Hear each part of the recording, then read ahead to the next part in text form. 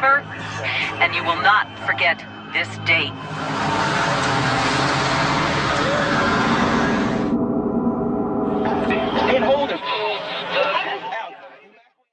So I had no idea what was going on until later that day.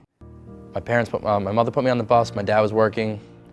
I was in school like every other normal day. A bunch of kids were getting pulled from class, and my mother explained to us what happened. Something bad happened in the city, and she told myself and my older brother that our dad wasn't coming home. My father and uncle were both killed in that day. My dad was a police officer, and my uncle was a New York City firefighter. I think it prepared me a lot for the world. So we always knew that they were bad guys, but to us they were just people my dad arrested. We never really thought that anything that bad would happen, and the evil in this world would be, the terrorism and all that stuff. Because as a little kid, you don't realize what terrorism actually is. You play Army, Marines in the backyard. You don't know what you're actually doing, and then when that happened, we realized like, oh, it's not just a game. This is actually like life and death.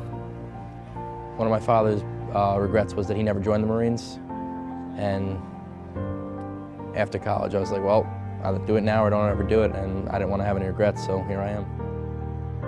I honestly do love the Marine Corps. There are some days where I don't love it as much as others, but I still do love it. I got a great group of guys, good NCO Corps, great officer corps, and I love being here. Who would have thought the USS New York, the ship that I saw in New York back in 2007, would be the ship I'd be deployed on.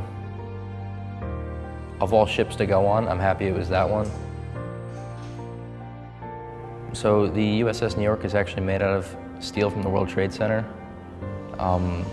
There's memorabilia all around the ship, including subway signs from the World Trade Center, placards with the names and pictures of the firefighters and police officers who were killed that day.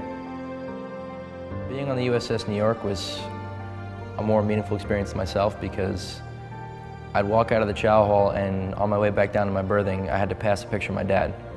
So every day, I'd get to see my dad. I'd give the last 18 years for just one more day. Miss him.